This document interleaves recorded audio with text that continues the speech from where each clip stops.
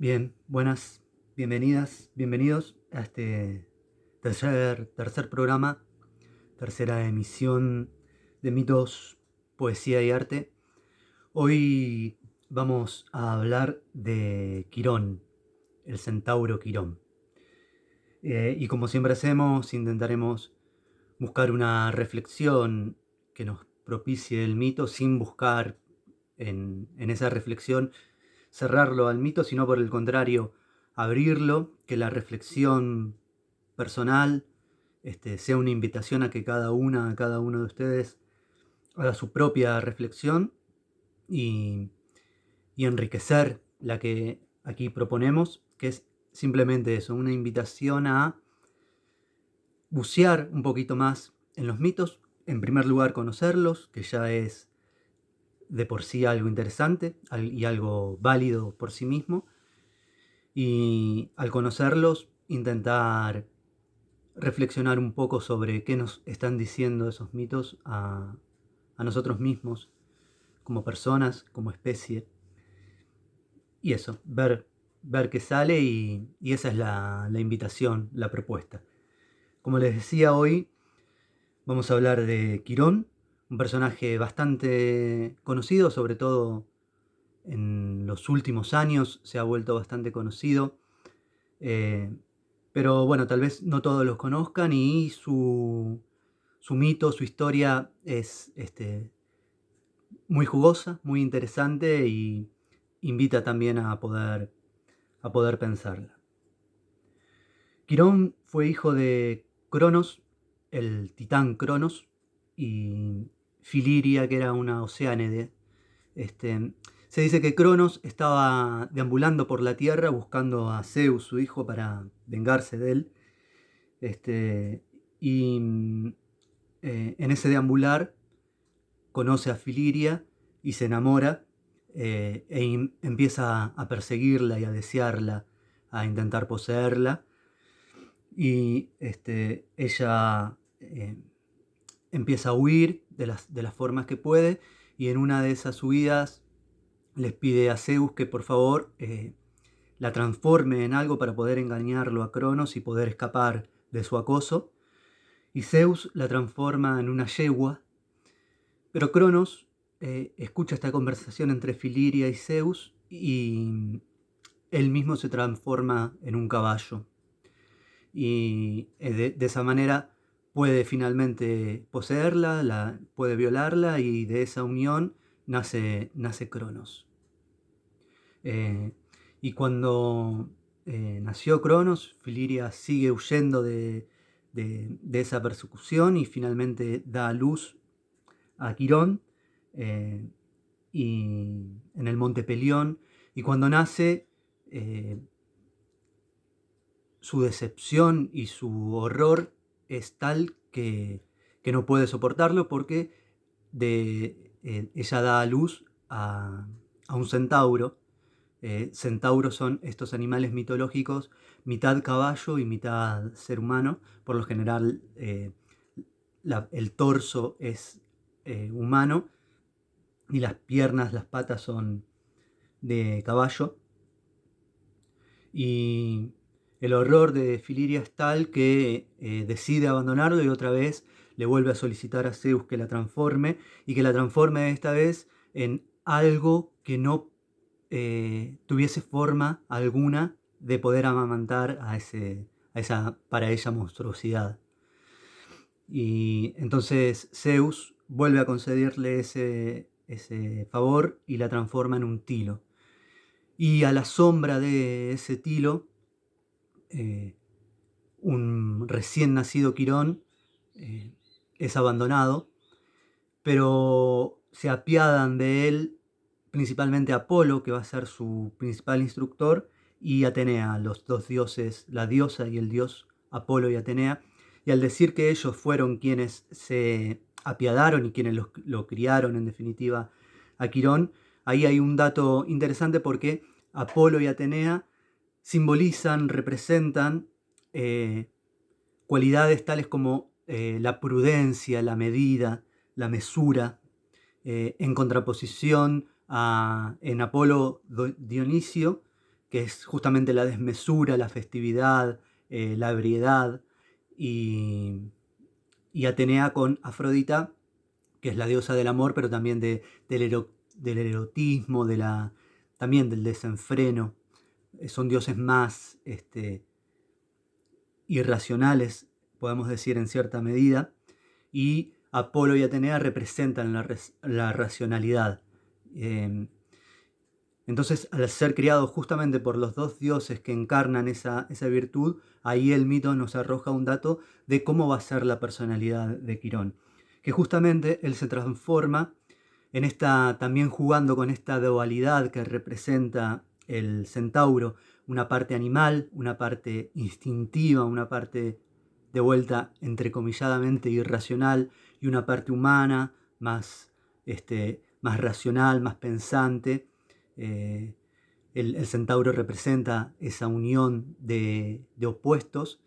Al decir que Apolo y Atenea fueron quienes educaron a Quirón, se nos está dando el dato de que en Quirón va a prevalecer esa forma, y que efectivamente la fama de Quirón va a ser la de un sabio absolutamente pacífico.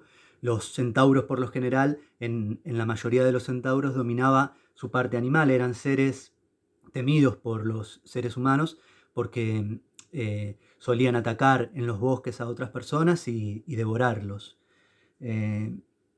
Y Quirón, entonces, al ser criado por estos dioses, crece, y su sabiduría rápidamente empieza a ser reconocida no solo por seres humanos, sino también por los otros centauros e incluso por los dioses, ya que al ser hijo de Cronos, él también era inmortal.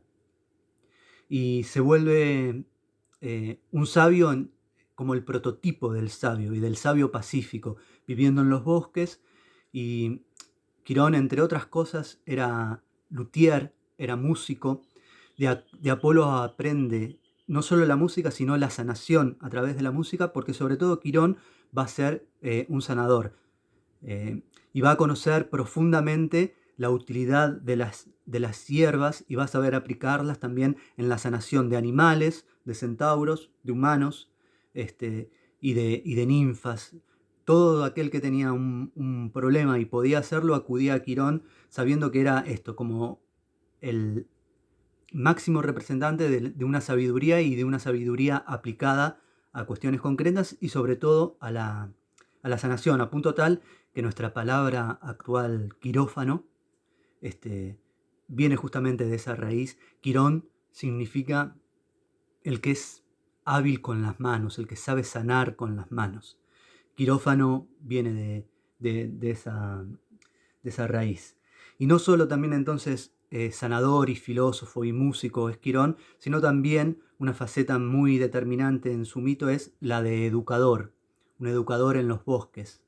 Y va a ser principalmente educador de la mayoría de los héroes que conocemos. Hércules, los Dioscuros, Jasón, Peleo, van a ser educados y a la vez adiestrados en las artes musicales y en las artes de caza y de destreza con las armas por Quirón.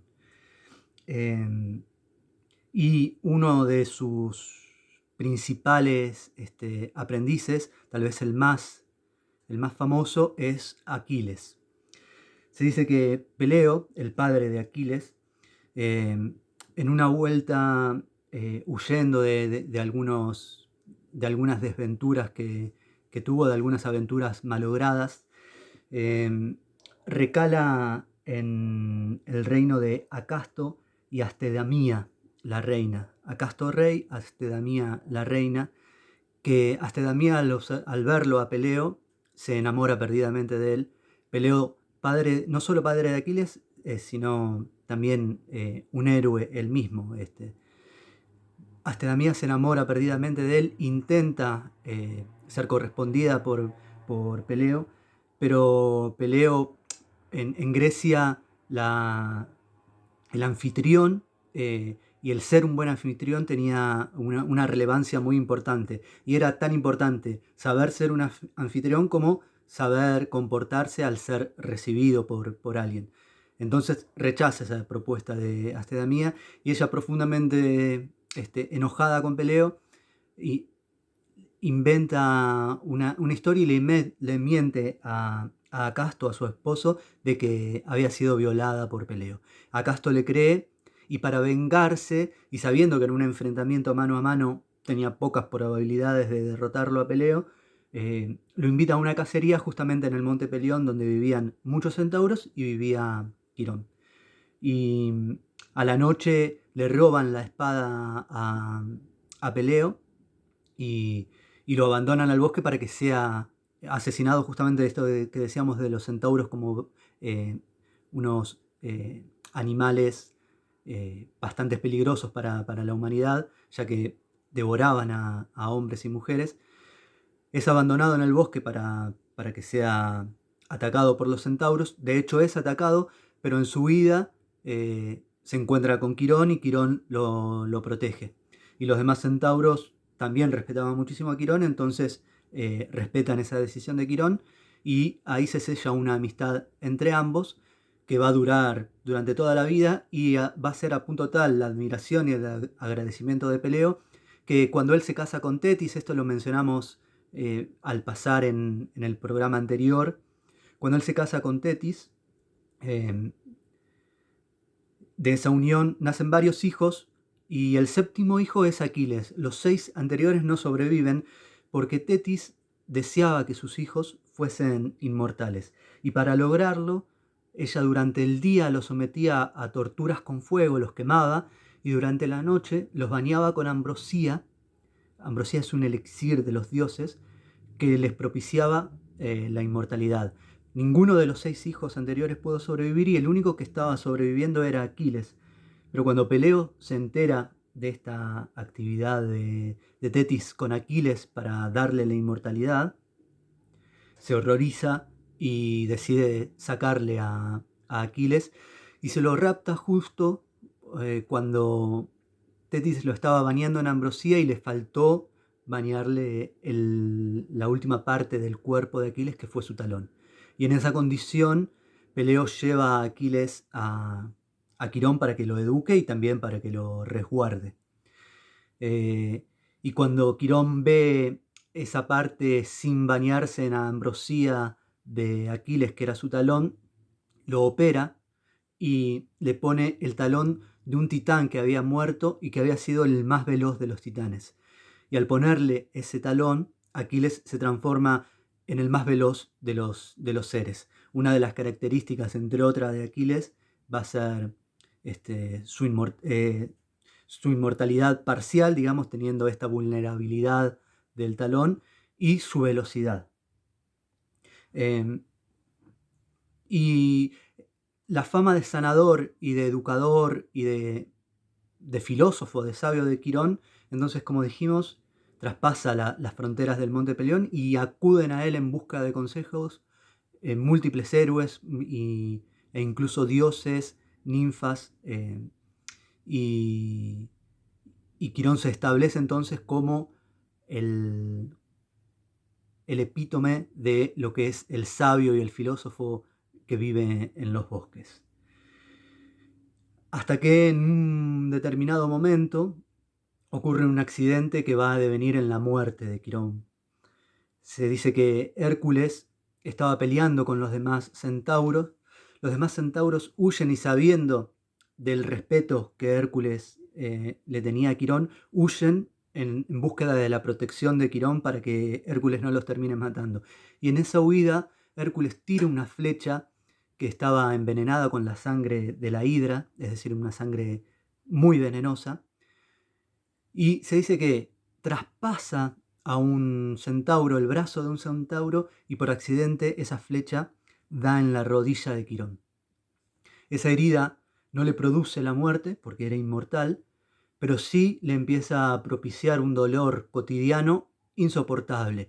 Él mismo, el más sabio de los sanadores, intenta sanarse esa herida con hierbas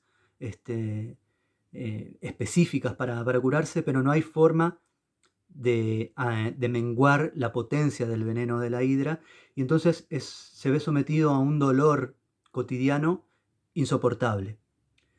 A punto tal es insoportable que Quirón le pide a Zeus hacer un canje de su inmortalidad, cedérsela a Prometeo.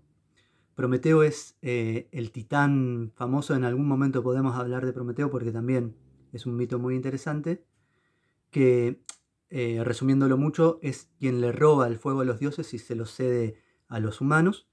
Y por castigo a esa acción, Zeus lo encadena y Prometeo se ve, el castigo es que todos los días un águila le comía su hígado, y que cada día se veía obligado a renacer Prometeo encadenado y a sufrir el mismo suplicio de que un águila le comía su hígado.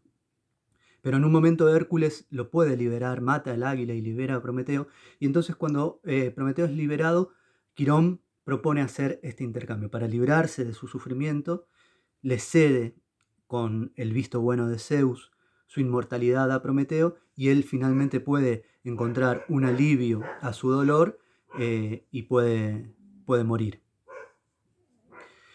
Y como recompensa a todos los favores que Quirón había hecho a la humanidad y a todos los seres, Zeus lo transforma en una constelación que es la constelación de Centaurus.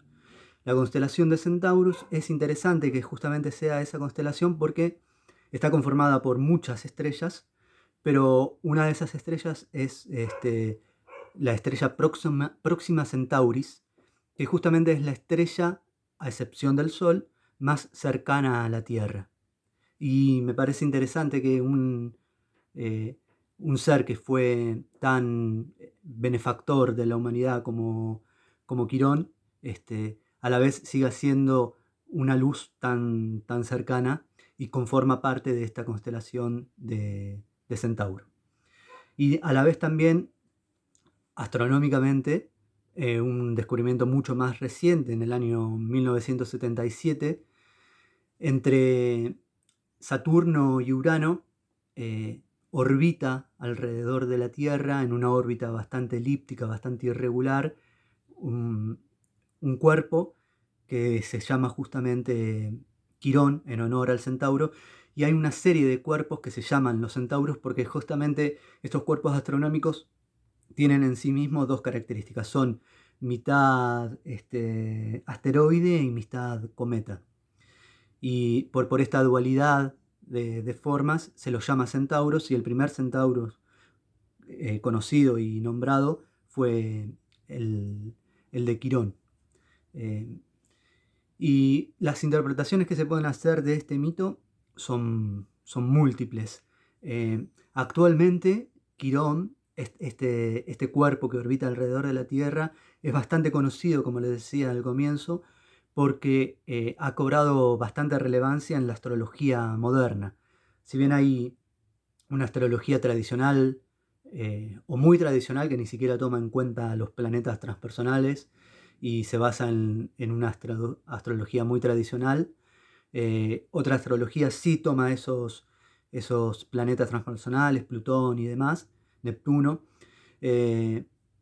Y con Quirón hay una cierta controversia, pero mayormente es aceptado por la mayoría de los astrólogos actuales, y suele ser representado Quirón como eh, en relación a una herida inicial de la cual debemos tomar conciencia según la astrología. Y esa es una posible interpretación del mito. La interpretación que hace la astrología.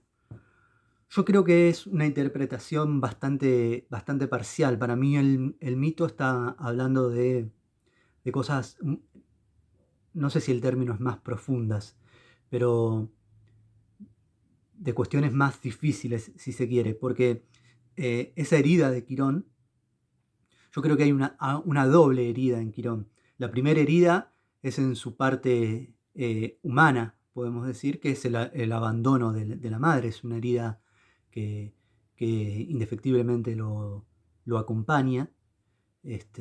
Y la otra herida es en su parte más animal, y es esta herida que le hace a Hércules con la flecha,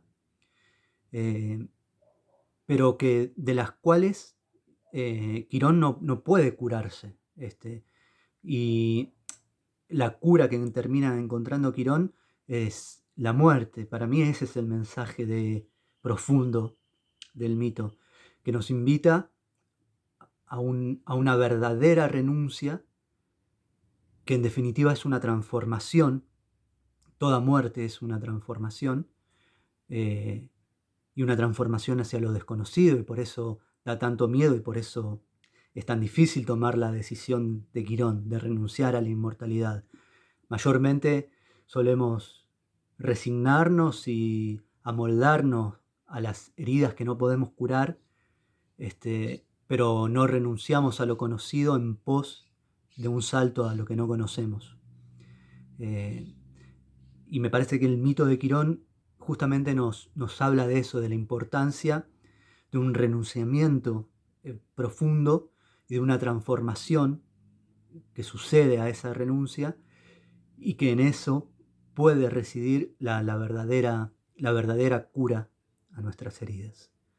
Esa me parece que es una posible interpretación y que la podemos conversar. De hecho, me parecería súper interesante que a partir de esta invitación cada quien reflexione sobre el mito. Bueno, espero que les haya gustado. Como siempre, y obligación de estas plataformas, pero que no está de más recordarlo, si les ha gustado el video y el podcast, compártanlo, denle un me gusta, pueden suscribirse al canal y eso ayuda a que llegue a más gente, y al llegar a más gente se vuelve un círculo más virtuoso. Sin más, muchísimas gracias por haber llegado hasta acá, hasta el final, y nos encontramos dentro de unos días en el que estaremos reflexionando sobre un nuevo mito. Muchísimas gracias y bueno, buena semana.